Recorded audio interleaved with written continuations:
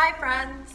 My name is Andy QV and I'm a life coach and creative. I'm a dancer, video editor. Welcome to Andy Good Vibes, the channel where I share with you my best wellness and psychology tips, as well as invite you to join me in the fun activities that inadvertently are also therapeutic to me. I want this channel to be a comforting, cozy space where we can share ideas and have fun together. So for today's video, I would like to focus on how to pump yourself up.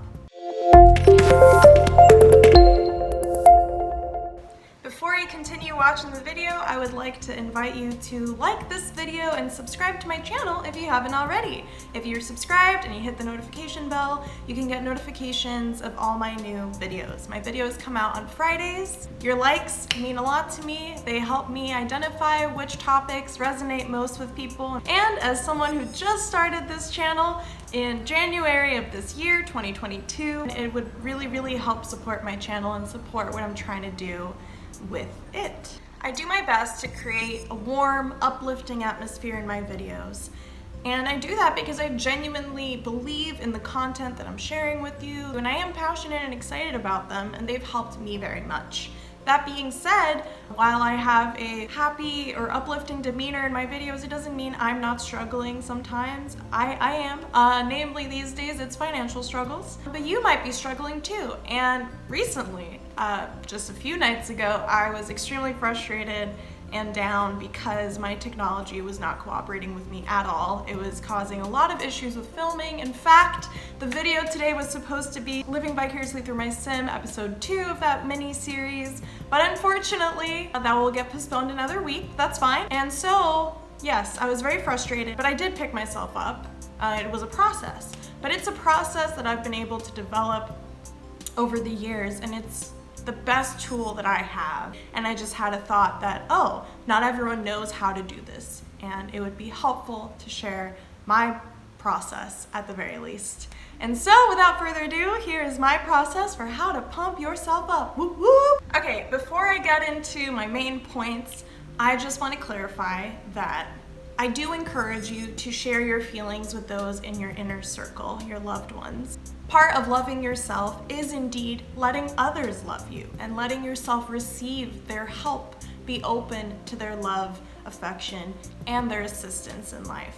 That being said, if you're gonna reach out to people, make sure they have the time and space for it. Just offer instead of, emotional dumping.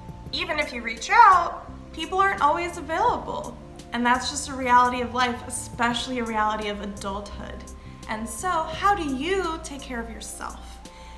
Also, I will say that even if someone comes to help you out, you still are responsible for your own emotional processing. They will never be able to do that for you. You're the one who has to go through that.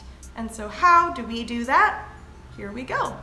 Number uno, acknowledge your feelings. You will not do anything about how you're feeling if you're in denial. So the first step is being in tune with yourself and being self-aware. Step 2, let out those feelings, out of your body especially.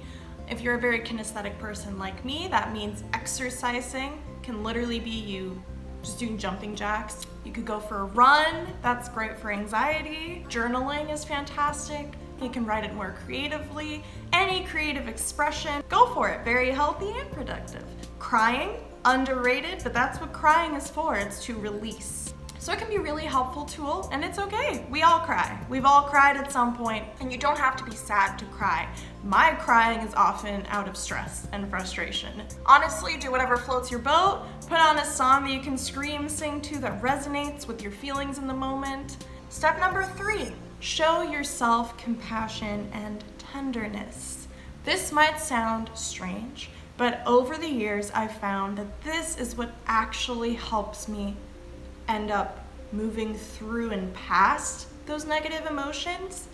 I had a tendency to be the opposite and be very hard on myself for feeling anything negative. That will do the opposite. It will just keep sucking you down. Instead, if you did have the ideal comfort person with you, what would you want them to do for you? Is it a hug?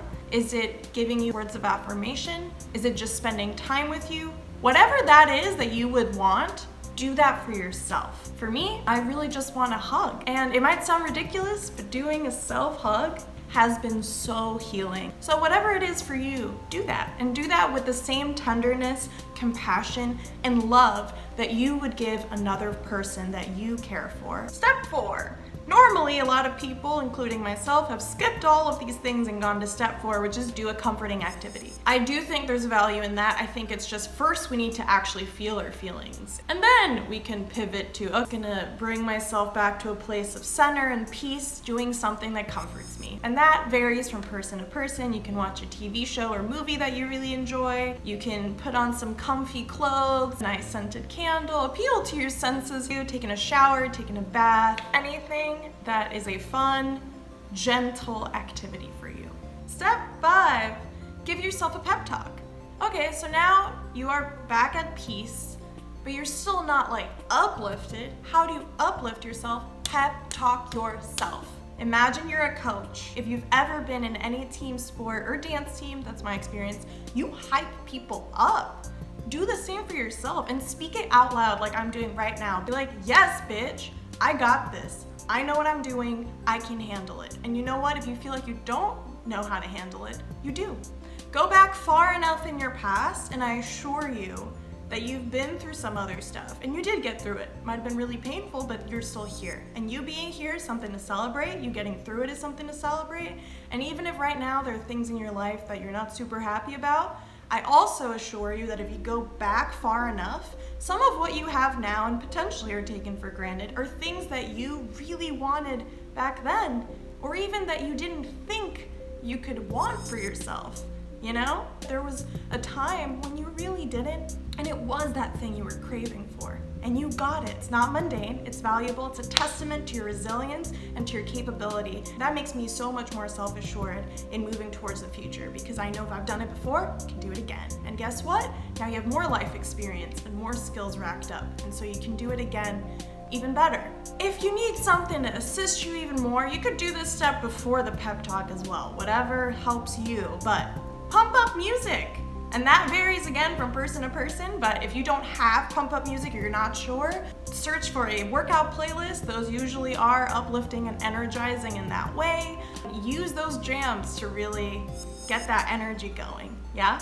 Step 7, pick an easy task that you can accomplish quickly so you can get that sense of fulfillment, of success, of like, okay, yes, and start getting that feeling of self-assuredness and capability back in your system. Step 8, go back to the task that is actually most meaningful, the thing you've been putting off or you've been stressing about, or you really want to do but you weren't sure enough of yourself. Whatever it is, go for it. Now is your time.